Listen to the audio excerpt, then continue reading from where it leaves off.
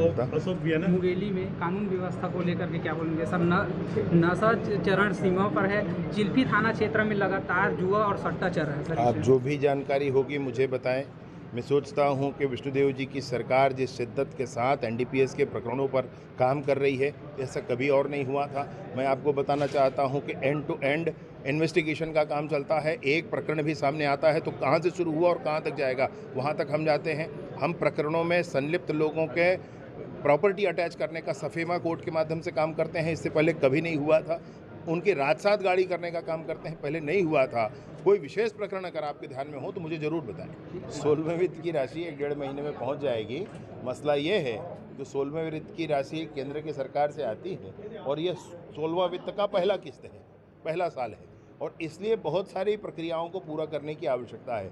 बहुत बड़ी बात यह है कि पिछले बार जितनी राशि पूरे प्रदेश के लिए हुई थी उससे लगभग 40% अधिक राशि इस बार आने वाली, और सभी पंचायतों में अच्छी राशि इसमें पहुंचेगी। जनसंख्या को आधार बनाया गया है।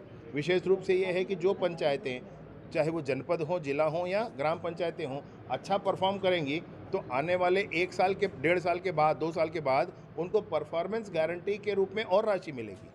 मतलब इस बार परफॉर्मेंस बेस्ड आप अगर एक्टिविटी करते हैं तो आपकी राशि बढ़ जाएगी।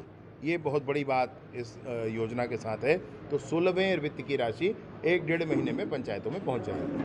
आज के निरीक्षण के बारे में बताएं। ये खुड़िया है, और खुड़िया की जनता ने लगातार जितने भी हमारे कांवड़िया आते हैं पूरे प्रदेश भर से, उनकी लगातार सेवा की। लेकिन अब स्कूल, यहाँ के सामुदायिक भवन, यहाँ का पंचायत भवन सब फुल होने लगा है, और अब ये लगा कि और अभी आवश्यकता है, इसलिए ये 20 लाख का भवन खुड़िया में बनाया गया है। इस भवन के बनने के बाद यहाँ पर भी अब हमारे कांवड़िया विश्राम कर सकेंगे। इनके भोजन की व्यवस्था यहाँ पर होगी।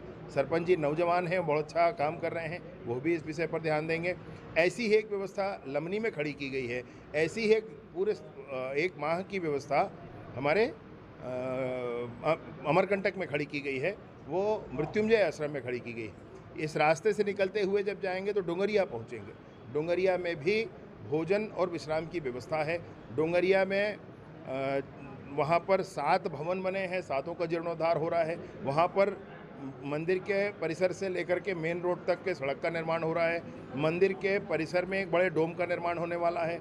मंदिर के परिसर में चेकर टाइल्स बिछने वाले हैं। मंदिर में जहाँ पर जलेश्वर महादेव जी विराजमान हैं, वहाँ पर सीढ़ियों का निर्माण किया जा रहा है। तो जलेश्वर महादेव में एक बड़ी व्यवस्था आने वाले समय में और खड़ी हो जाएगी। इसके बाद जब हम आगे बढ़ते हैं तो भोरमदेव महाराज का परिसर आता है, तो भोरमदेव में भी रुकने और भोजन करने की व्यवस्था है। साथ ही साथ भोरमदेव परिसर का निर्माण 146 करोड़ रुपए से होने जा रहा है, जो भव्यतम होगा। उसके बाद हम आगे बढ़ते हैं तो राजानवा गांव में भी कांवड़ियों के रुकने की व्यवस्था है, और फिर कवर्धा बूढ़ा महादेव में भी वह मंदिर के समीप में ही 1.5 करोड़ का एक परिसर बना हुआ है अभी, वहाँ पर भी हमारे कांवड़िया रुकेंगे। उनके भोजन और विश्राम की व्यवस्था है।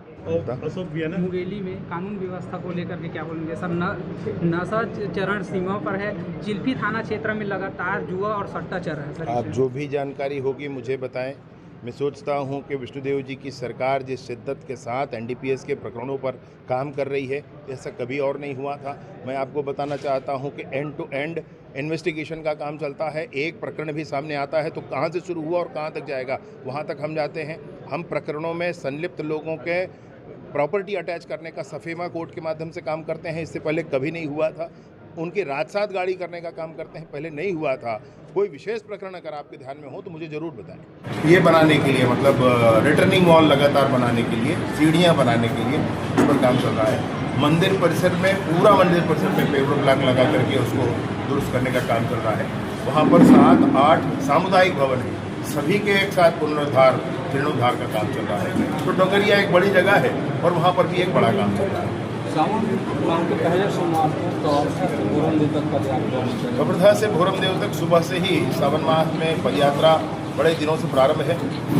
प्रदेश में बड़े सीनियर आईएएस और आईपीएस अधिकारी हैं, जो कवर्धा में रहे वो सब उस यात्रा में शामिल होने के लिए पहुंचते हैं। इस बार भी 3 तारीख को इस सावन महीने का पहला सोमवार हो रहा है, और उस पहले सोमवार को बूढ़ा महादेव मंदिर से प्रारंभ करके 18 किलोमीटर की पदयात्रा भोरमदेव महाराज तक जाती है, हम सब उसमें सम्मिलित होंगे। और मेरा विनम्रतापूर्वक निवेदन है सभी से, जो साथी सुनते हों, जो साथी जानते हों, वो सब वहाँ पहुँचें, भगवान घोरमदेव का आशीर्वाद प्राप्त करें, जीवन का कल्याण